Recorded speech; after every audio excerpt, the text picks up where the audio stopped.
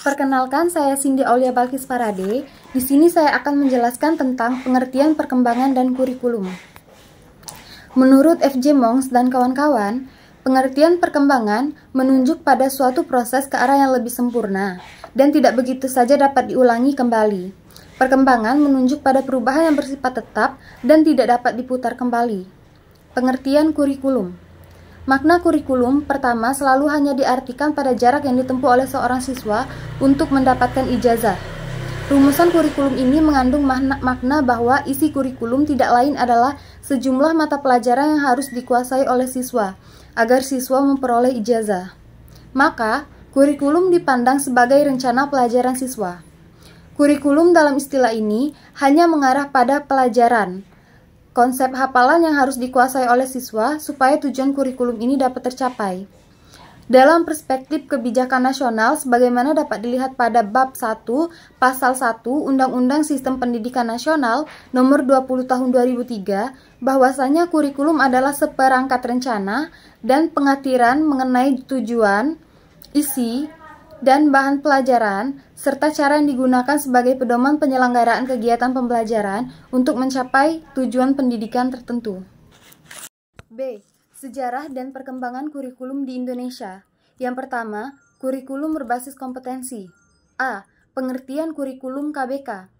E.V. Krakau mengemukakan bahwa pengajaran berbasis kompetensi adalah keseluruhan tentang pembelajaran aktif, di mana guru membantu siswa untuk belajar bagaimana belajar daripada hanya mempelajari isi.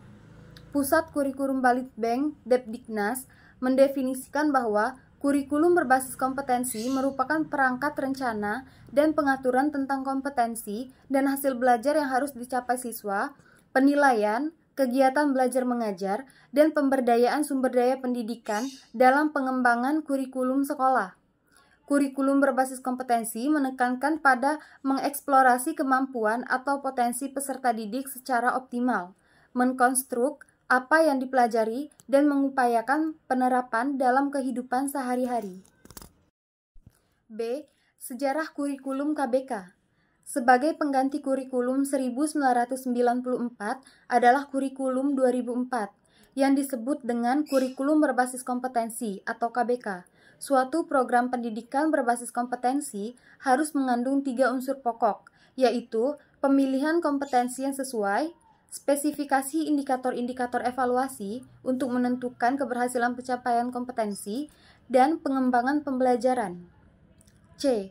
Dasar pemikiran untuk menggunakan kompetensi dalam kurikulum. Yang pertama, kompetensi berkenaan dengan kemampuan siswa melakukan sesuatu dalam berbagai konteks. Yang kedua, kompetensi menjelaskan pengalaman belajar yang dilakukan siswa untuk menjadi kompeten. Yang ketiga, kompetensi merupakan hasil belajar yang menjelaskan hal-hal yang dilakukan siswa setelah melalui proses pembelajaran. Yang keempat, kendala yang dirasakan oleh siswa, guru harus selalu memantau dan mengarahkan siswa agar kendala yang dialami bisa teratasi. D. Ciri-ciri kurikulum berbasis kompetensi. Depdiknas menjelaskan ciri-ciri kurikulum berbasis kompetensi, yaitu yang pertama, memperhatikan apa yang sah diperoleh siswa selama dilaksanakan KBM. Yang kedua, hasil akhir dari sebuah pembelajaran adalah anak mempunyai agama dan keterampilan. Yang ketiga, metode pembelajarannya bermacam-macam. Yang keempat, sumber belajar tidak hanya mengandalkan guru, namun dari segala sesuatu yang mengandung edukasi. Yang kelima, penilaian berdasarkan proses yang dilalui siswa dan hasilnya. E. Keunggulan dan kelemahan kurikulum KBK. Yang pertama, keunggulan kurikulum KBK menekankan pencapaian kompetensi siswa baik secara individual maupun klasikal. Yang kedua, pembelajaran berorientasi pada hasil dan keragaman.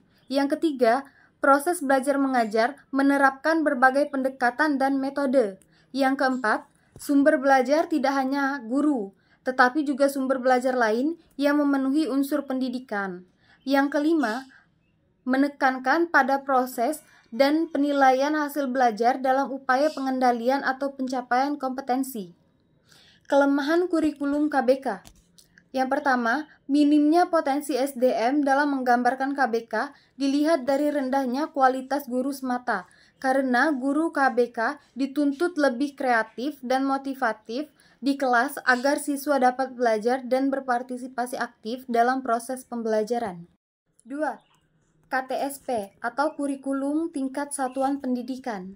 Pengertian kurikulum KTSP.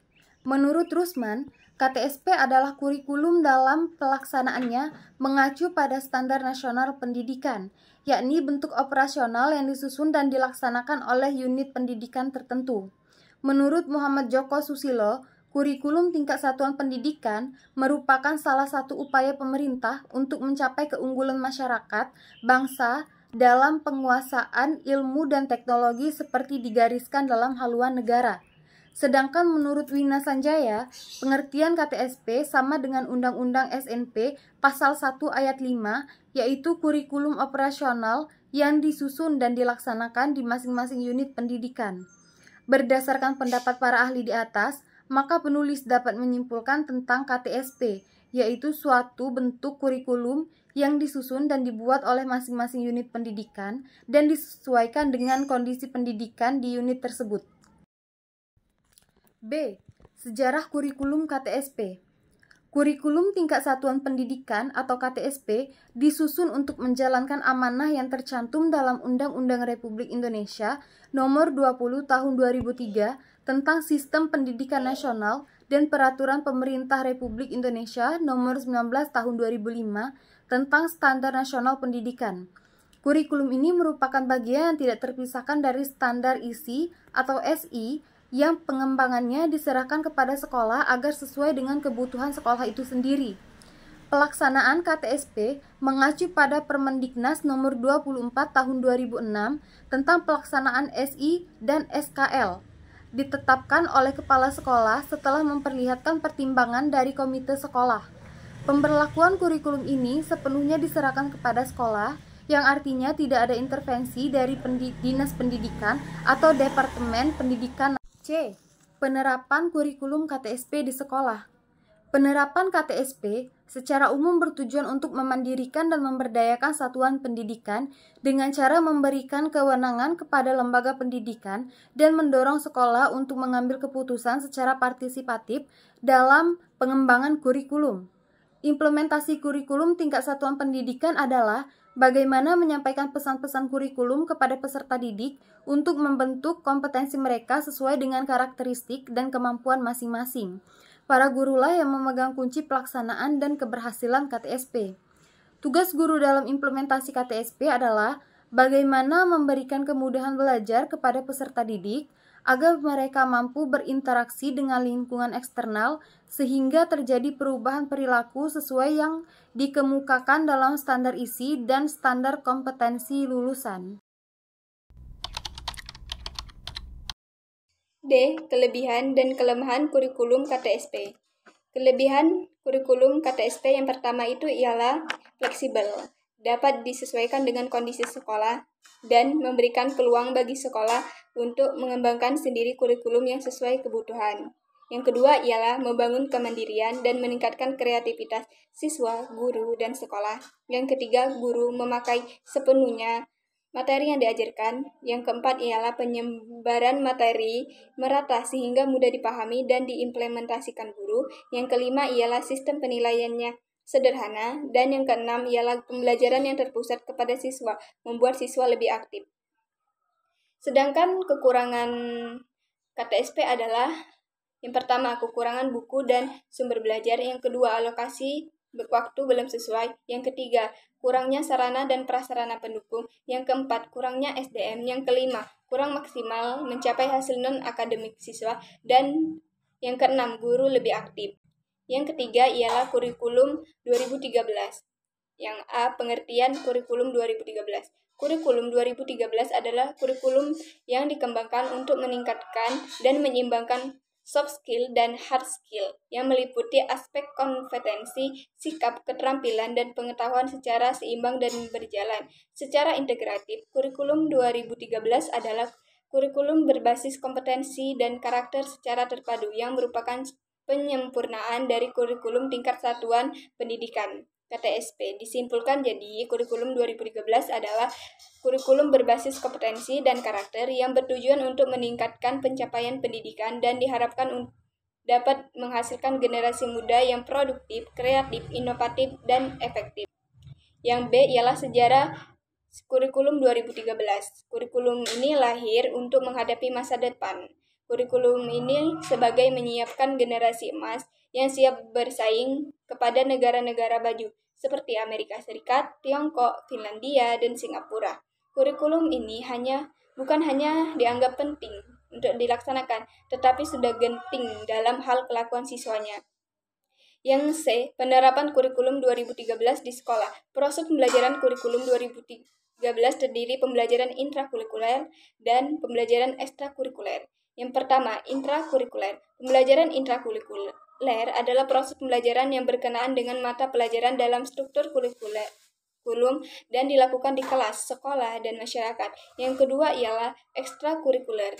Pembelajaran ekstrakurikuler adalah kegiatan yang dilakukan untuk aktivitas yang dirancang sebagai kegiatan di luar kegiatan pembelajaran terjadwal secara rutin setiap minggu. Kegiatan ekstrakurikuler terdiri atas kegiatan wajib dan pilihan.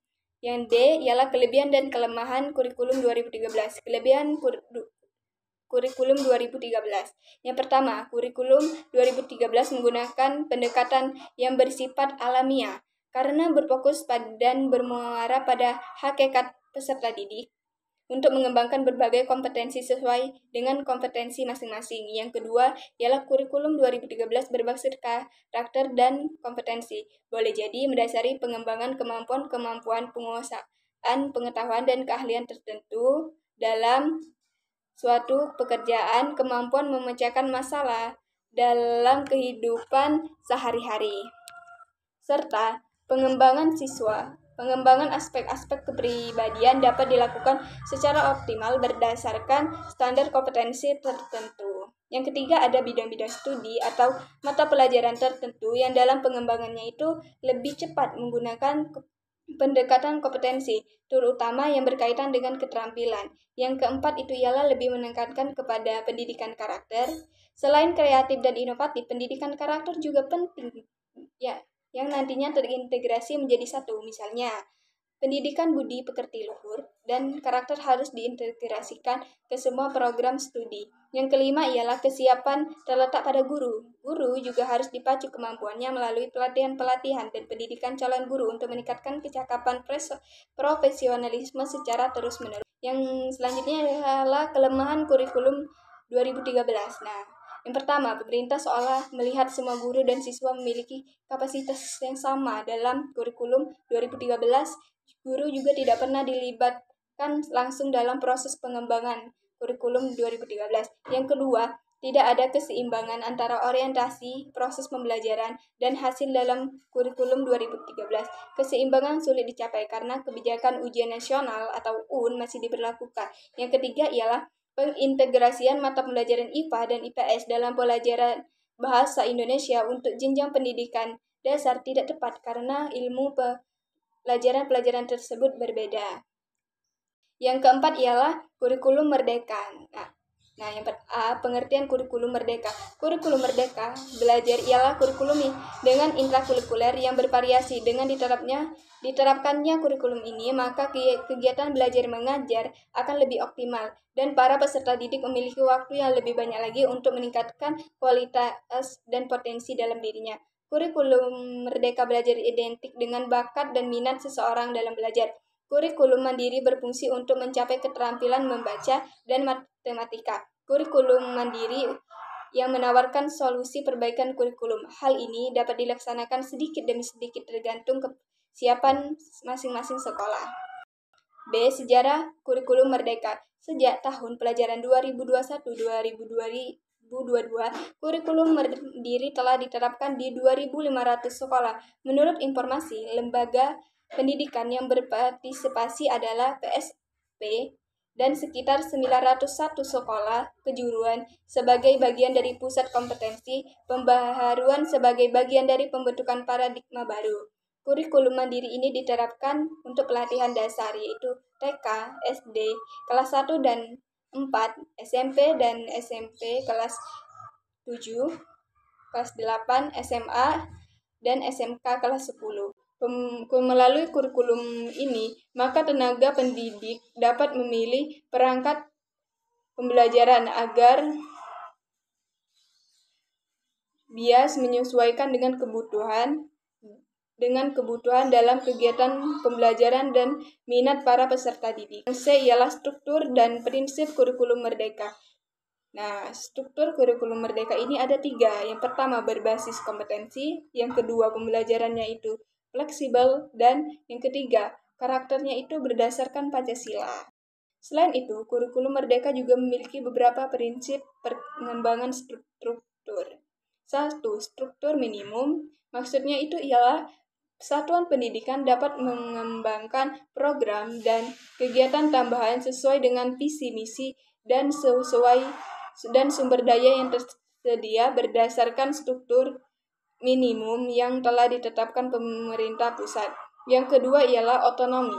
Kurikulum merdeka memberikan keleluasaan kepada satuan pendidikan untuk merancang proses dan materi pembelajaran yang relevan dan kontekstual. Yang ketiga ialah sederhana. Perubahan dari kurikulum sebelumnya yang dibuat seminimal mungkin agar mudah dipahami oleh sekolah dan pemangku kepentingan. Walaupun perubahan dilakukan seminim mungkin, tapi dapat memberikan dampak yang signifikan. Yang keempat ialah gotong royong. Dalam pengembangan kurikulum, beserta perangkat ajarnya membutuhkan kolaborasi dari berbagai instansi seperti Kementerian Agama, universitas, sekolah, dan institusi pendidikan lainnya.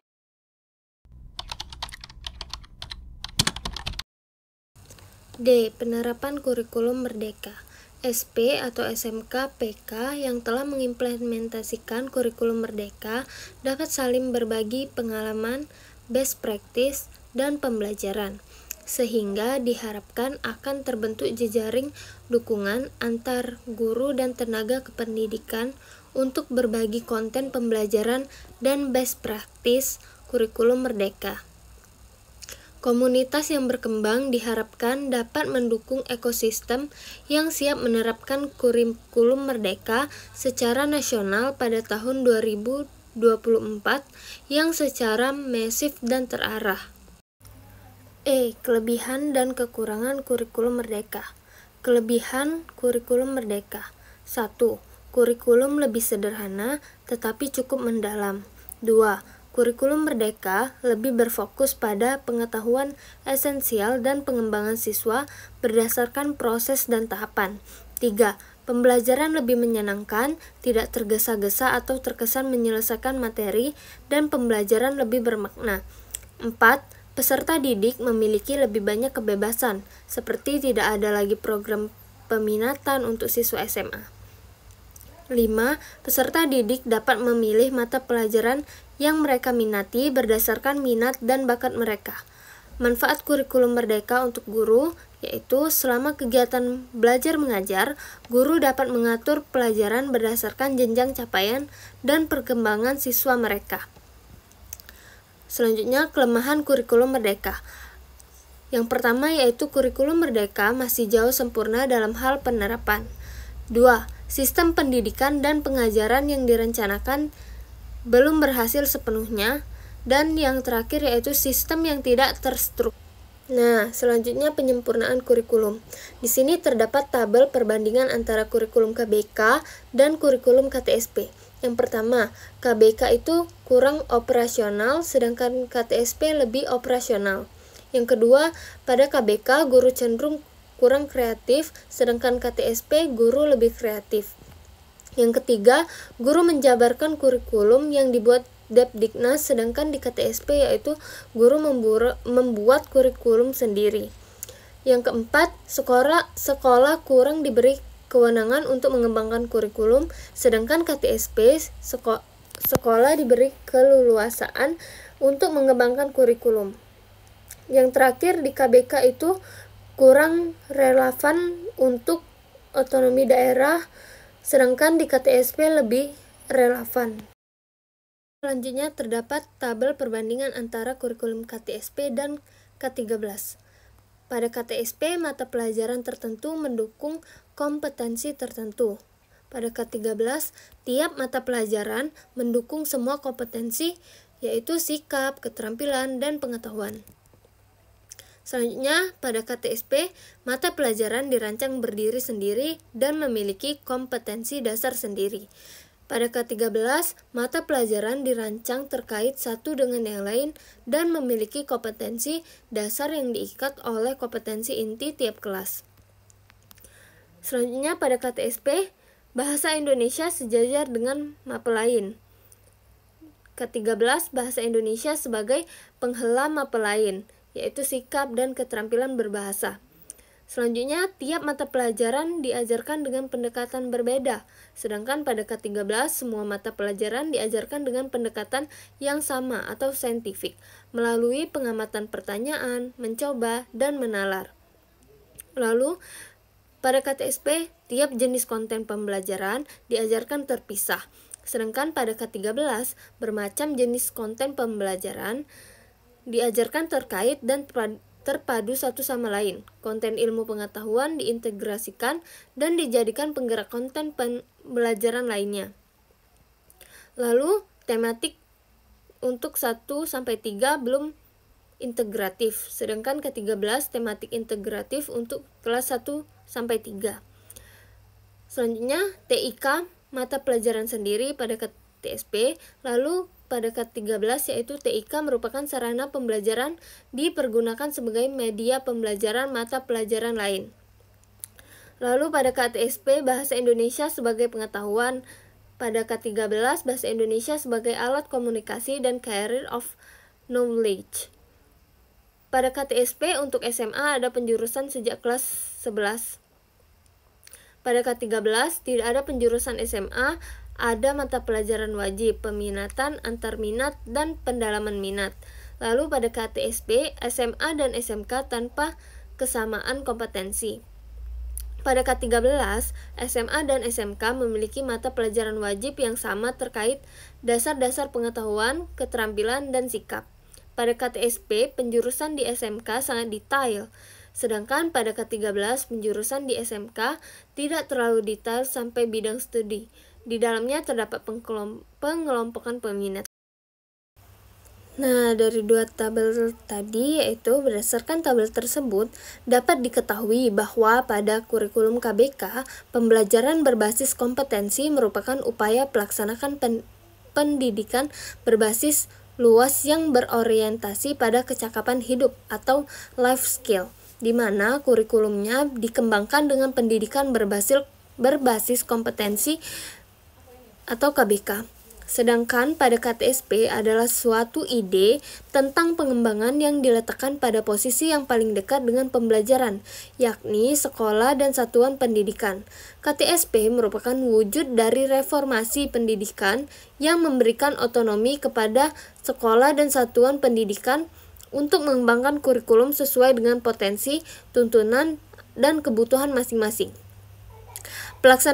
Pelaksanaan penyusunan kurikulum 2013 adalah bagian dari melanjutkan pengembangan kurikulum berbasis kompetensi atau KBK yang telah dirintis pada tahun 2004.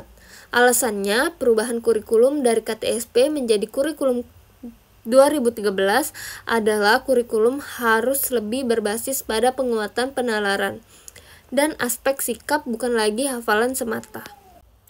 Setelah mengkaji tentang studi kebijakan pengembangan pendidikan agama Islam, analisis kritis terhadap kebijakan kurikulum KBK, KTSP, K13, dan kurikulum Merdeka menunjukkan pentingnya mempertimbangkan aspek-aspek seperti relevansi dengan dunia nyata, partisipasi aktif siswa, pengembangan keterampilan abad ke-21, dan identitas budaya lokal. Pemahaman yang mendalam terhadap kelebihan dan kekurangan masing-masing kebijakan kurikulum akan membantu dalam mengoptimalkan implementasi kurikulum yang berkelanjutan dan bermutu di Indonesia. Perbedaan kurikulum 2013 dan kurikulum Merdeka.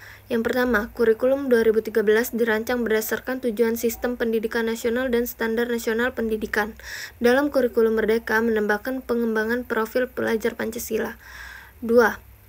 Jam pelajaran pada kurikulum 2013 diatur per minggu, sedangkan JP pada kurikulum Merdeka diatur per tahun. Yang ketiga, proses pembelajaran pada kurikulum Merdeka dapat dilakukan di mana saja dan kapan saja sesuai kebutuhan serta kemampuan guru dan murid yang diajar. Sedangkan kurikulum 2013 mengutamakan kegiatan pembelajaran di kelas. Yang keempat, penilaian pada kurikulum 2013 berdasarkan aspek pengetahuan, aspek keterampilan, aspek sikap, dan aspek perilaku. Sedangkan kurikulum Merdeka mengutamakan penguatan profil pelajar Pancasila, kegiatan intrakurikuler dan ekstrakurikuler. Jadi kesimpulan pada materi pembahasan perkembangan dan penyempurnaan kurikulum, yakni kurikulum di Indonesia banyak mengalami perkembangan, dimulai dari masa kemerdekaan sampai ke kurikulum KBK, KTSP, kurikulum 2013, dan yang terbaru kurikulum Merdeka. Setiap kurikulum memiliki tujuan, kelebihan, dan kekurangan masing-masing, serta bagaimana penerapan di sekolah.